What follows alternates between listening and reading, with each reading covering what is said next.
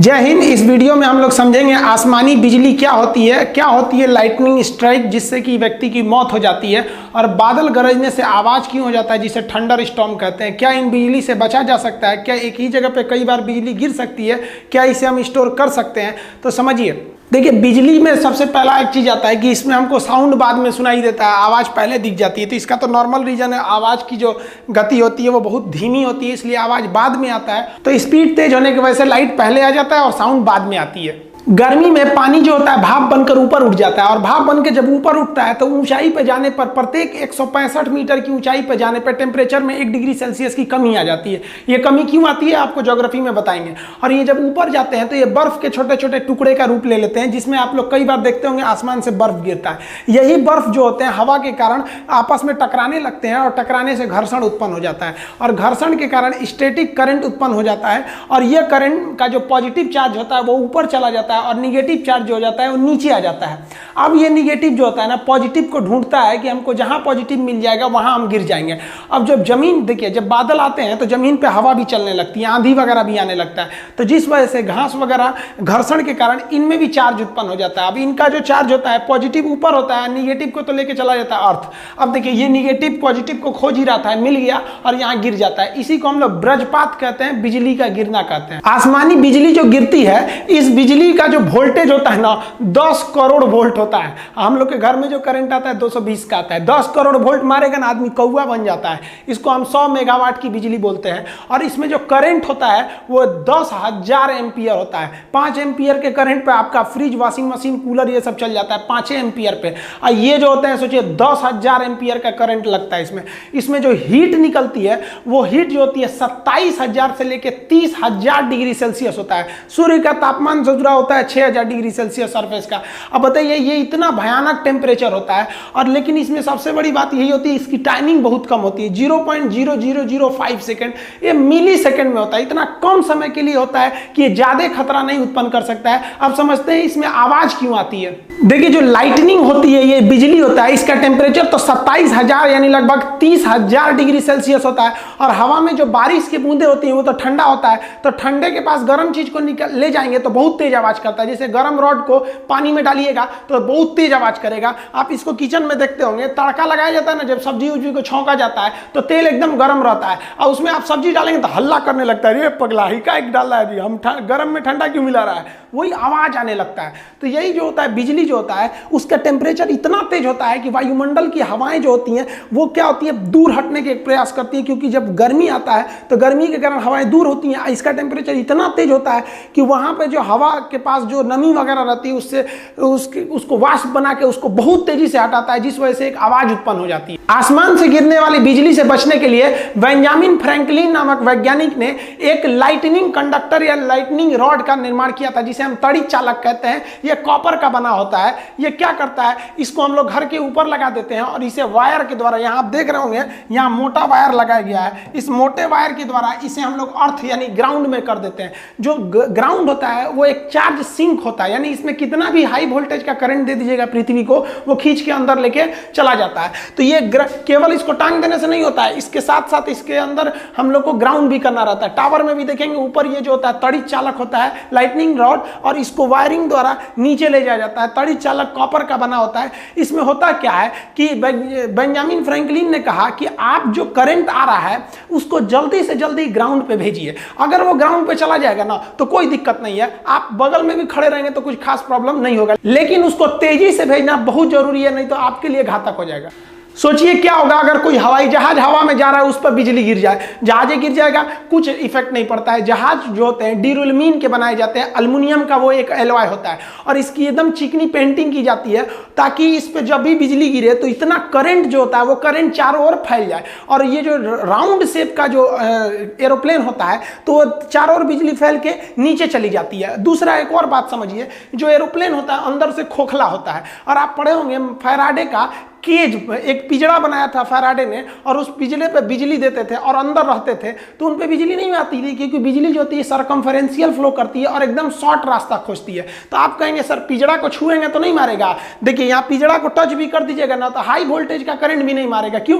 क्योंकि ये पिंजड़ा बहुत ही बढ़िया कंडक्टर से बना हुआ है, जितनी बिजली मिल रही है उसे फटाक से ये ग्राउंड में भेज दे रहा है। आप छुइएगा तो आपके लिए कुछ छोड़ ही नहीं रहा है। तो ये जो हवाई जहाज होता है एक पिंजड़ा का काम करता है, हम अंदर सेफ बैठे रहते हैं क्योंकि करंट सरकमफेरेंशियल बाहर बाहर फ्लो करके और नीचे चला जाता है। इसीलिए कहा जाता है कि जब बिजली तड़कती है तो सबसे सुरक्षित जगह आपके लिए कोई कार होता है, कार के अंदर घुस के बैठ जाइए, कार वही फैराडे के पिंजड़े के समान काम करता है। जब भी बिजली गिरती है तो वो जल्दी से जल्दी किसी कंडक्टर को खोजती है। यहां आपको कुछ सावधानियां बरतने की जरूरत है। हम बता देते हैं कहां कहां ज्यादा बिजली गिरने की संभावना होती है। जैसे बिजली तड़कता है तो आपका मोबाइल जो होता है टावर से कनेक्ट रहता है, इसलिए बिजली मोबाइल की ओर तेजी से भागता है। देख रहे हैं ईश्वरी बतिया रही है, पता नहीं कहां, खूब मन से बतिया रही है। यह है ना, अभी थी हो जाएगी, जैसे बिजली गिरेगा थी। तो इसलिए जब बिजली गिरे ना तो नहीं कि छत पे बतिया, हाँ खाना खा ली, ये सब नौटंकी नहीं, अंदर रहना चाहिए, गिर जाएगा तो थे हो जाएंगे आप।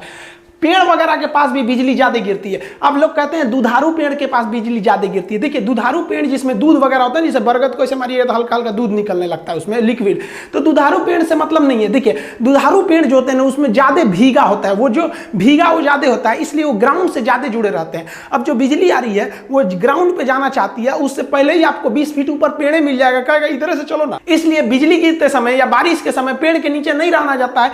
जब बिजली तड़क रही होती है तो इस पर गिरने की संभावना ज्यादा रहती है। खाली मैदान में बिजली बहुत तेजी से गिरता है, इसलिए खाली मैदान में भागना नहीं चाहिए, वरना भागेंगे तो आप ही के ऊपर गिर जाएगा। खाली मैदान पे बैठ जाना चाहिए, उसको हम समझाएंगे। खाली मैदान पे भी गिरता है, खिड़की वगैरह पे मत झांकने लगिएगा, ऐसे लोहा का रेलिंग पकड़ के बहुत अच्छा बिजली तड़क रहा है, गिर जाएगा, इसी पे चल जाएंगे आप। यहाँ पे जो बिजली होती है वो तालाब के पास ज्यादा गिरती है, इसलिए बिजली के समय तालाब समुद्र के किनारे नहीं जाना चाहिए, क्योंकि वहां की बिजली गिरेगी तो ग्राउंड लेते हुए आपको भी चली आएगी वहां पर। ये टावर से हमेशा दूर रहिएगा। हालांकि टावर के ऊपर तड़ी चालक लगे रहते हैं, लेकिन उसके पास में भी उसका असर ज्यादा रहता है। वो इतना हाई वोल्टेज रहता है कि थोड़ा सा में आपकी जान ले सकता है।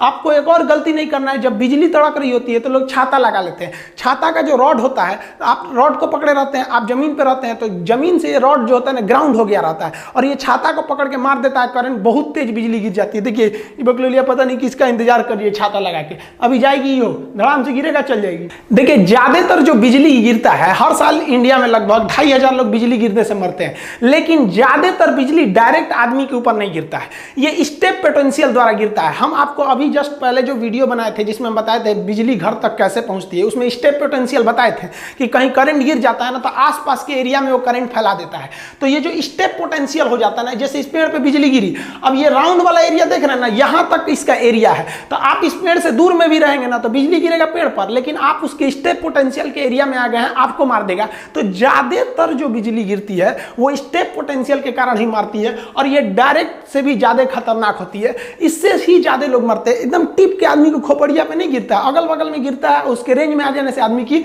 मौत हो जाती है। बिजली गिरने से जो मौत होती है उसका ज्यादा इफेक्ट जो होता है हमारे नर्वस सिस्टम ब्रेन पे पड़ता है, और हार्ट और लंग्स पे ज्यादा असर पड़ता है। ये एकदम सीज कर जाते हैं और इसका धड़कना रुक जाता है, जिस वजह से व्यक्ति की मौत हो जाती है। अब कहते हैं लोग कि मेल जो होते हैं, पुरुष का साइन ऐसे होता है, मेल पे 80% बिजली गिरती है और फीमेल पर 20% गिरता है। आप कहेंगे ये चुचुरी कैसे बच जाती है सब, देखिए बचती नहीं से, ये तो अंदर रहती है सब, जब से पैदा होती है लड़की सब, तो वो तो लॉकडाउन उन सब के लिए पैदाइशी लॉकडाउन है।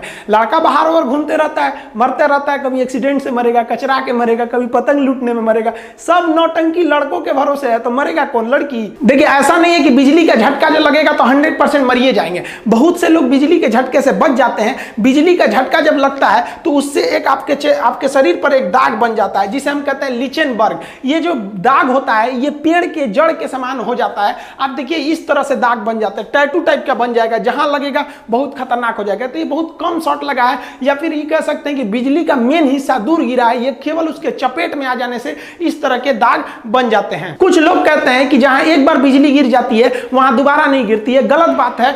अमेरिका के स्टैचू ऑफ लिबर्टी के पास बहुत बार बिजली गिरते रहता है। राई सुलिवान नामक व्यक्ति के ऊपर 7 बार बिजली गिरा था और 7 बार के बिजली के झटका को वो सह गया और आज भी जिंदा है। ऐसा नहीं कि बिजली केवल नुकसान ही करता है। एक व्यक्ति जिसका शरीर लकवाग्रस्त था, वो व्हील चेयर से नहीं उठ सकता था। एक बार वो अपने गार्डन में टहल रहा था इसे व्हील चेयर पे, तब तक बारिश शुरू हो गया, उसके ऊपर बिजली गिर गई, वो बेहोश हो गया। अगले दिन जब हॉस्पिटल से उसका आंख खुला तो उसका दिमाग का जो नस वगैरह था वो ठीक हो गया और उसका लकवा ठीक हो गया, वो चलने लगा। तो ये वरदान भी हो सकता है किसी के लिए, लेकिन इसकी संभावना ना के बराबर है। आपको हम बताएं कि बिजली कहां गिरने की संभावना रहती है और हमें क्या नहीं करना चाहिए। आप समझते हैं हमें क्या करना चाहिए अगर हम बाहर कहीं गिर गए तब। देखिए, अगर आप कहीं मकान वगैरह में है तो सुरक्षित मकान के अंदर रहें, ये ज्यादा सुरक्षित है। लेकिन अगर आप खुले मैदान में है तो दौड़िए कभी भी नहीं, क्योंकि दौड़ने से आपके पैर के घर्षण से वहां पे इलेक्ट्रिसिटी जनरेट होती है और वो चार्ज को खींचने लगता है। आपको तुरंत नीचे बैठ जाना चाहिए। खड़े रहेंगे तो आपका एरिया ऊपर हो जाएगा और आप बिजली के संपर्क में आने से ज्यादा संभावना रहेगी। इसलिए बैठ जाना चाहिए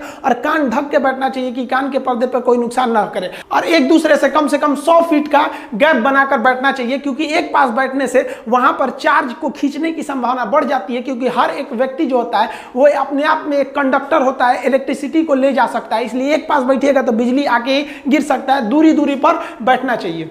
देखिए, ये जो बिजली होती है ये बादलों के टकराने के कारण ही उत्पन्न होती है और बिजली को हम 3 प्रकार से बांटते हैं। एक होता है इंट्रा क्लाउड लाइटनिंग, यानी जब बादल जो होता है, छोटा सा बादल का समूह होता है, इसी में एक ऊपर प्लस हो जाता है, नीचे माइनस हो जाता है और इसी में टकराने के कारण जो बिजली उत्पन्न होती है उसे इंट्रा क्लाउड कहते हैं। ये बहुत ही कम दिखाई देता है और इससे आवाज भी नहीं आती है। आप जितने भी बिना आवाज वाली बिजली देखे हैं वो इंटर क्लाउड होती है, यानी एक ही बादल दूसरे से नहीं टकराया है, अपने का ही चार्ज दूसरे को ट्रांसफर कर दिया है। अब जो दूसरा होता है वो क्लाउड टू क्लाउड, जैसे एक बादल इधर है और दूसरा बादल इधर है। अब बादल आपस में टकरा जाते हैं तो उसे क्लाउड टू क्लाउड लाइटनिंग कहते हैं। ये बहुत ही बड़ा होता है और इसमें आवाज बहुत ही तेज होती है। ज्यादातर आप यही देखते होंगे। अब एक होता है क्लाउड टू ग्राउंड लाइटनिंग, यानी बादल से सीधे ग्राउंड पे आ गया, तो इसको तो आप सीधे बोलते हैं वज्रपात, यानी बिजली गिर गया। ये बहुत भयानक आवाज करता है क्योंकि ये आसपास गिर गया रहता है।